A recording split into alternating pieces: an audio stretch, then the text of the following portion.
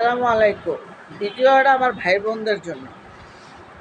কে ভালো বললো, কে মন্দ বললো, কে অখুশি হইলো, কে বেজার হইলো, এদিকে তাকাবেন না।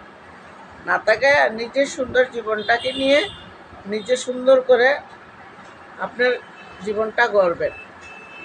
দেখবেন আপনার খুব শান্তি লাগতেছে।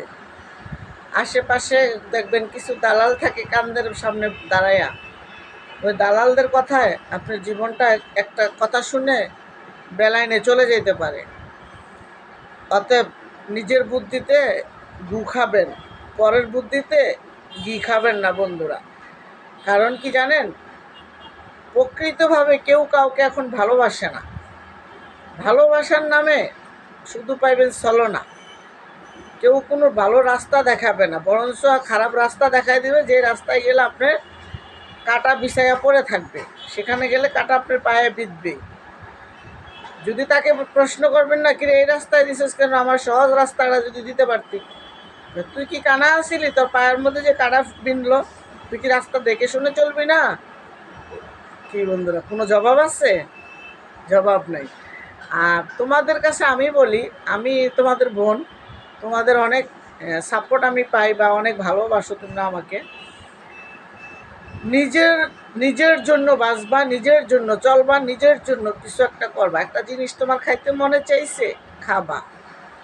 একটা কিছু করতে মনে চাইছে, করবা।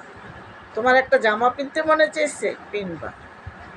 নিজের টাকাই তো অন্যের জন্য রাইখা দিয়া নিজের আত্মাটাকে কষ্ট দিবা না, নিজের জন্য কষ্ট রাখবা না। কারণ কি জানো, তোমার এই জীবনটাই যদি না বাঁচে, তাহলে তুমি কার জন্য যোগাবে বন্ধুরা? কোটিপতি লাগে না বন্ধুরা।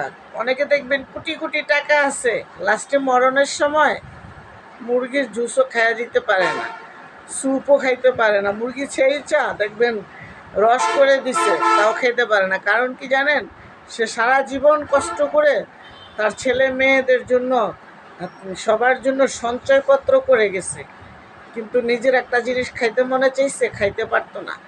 কারণ সে খাইতে গেলে তার ওই বাচ্চাদের চেহারা মুখে ভাইসা ওঠে, চোখের সামনে ভাইসা ওঠে, তার ওয়াইফের কথা চোখের সামনে ভাইসা ওঠে। এ খাইতে চায় না। যখন ওই কুটিপতিরে রাইখা যাবেন না, মরণের রাস্তা যখন পড়ে যাবেন না, দেখবেন ভাগাভাগি করার জন্য কত ছেলে মেয়ে, বোন ভাই বউ, সবাই দেখবেন ভাগাভাগি করার জন্য অস্থির হয়ে পড়বে।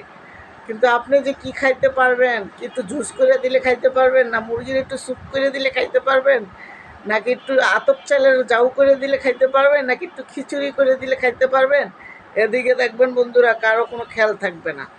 কারণ ওরা ওরা দিন গণে যে আপনি কখন চলে যাবেন আর কোন ব্যাংকে কত টাকা আছে ওইটাই খুঁজবে। তো বন্ধুরা, আত্মারে কষ্ট দিবা না, মনটারে কষ্ট দিবা না। আমি বিশ্বাস করো বন্ধুরা, আমার যেটা মনে চায় আমি এটাই খাই।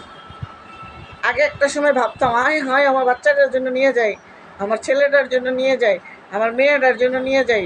মার্কেটে গেলে সবচেয়ে দামি জিনিসটা আমার মায়ের জন্য নিয়ে যাই, আমার ছেলেটার জন্য নিয়ে যাই, খুশি হবে। যখন ওরা অখুশি হয়ে আমাকে খারাপ মন্তব্য করে বা খারাপ কথাগুলো বলে, এইগুলো বলার কোনো ইনবক্স নাই দেশে, এগুলো শোনার কোনো জায়গা কোনো চেয়ারম্যান মেম্বার রাখে নাই। এই জন্য বলছি বন্ধুরা, কষ্টের কথা এই জগতে কোনো যদি চেয়ারম্যান মেম্বার থাকতো যে কষ্টের বাড়ি কষ্টের কথা বলা যায়,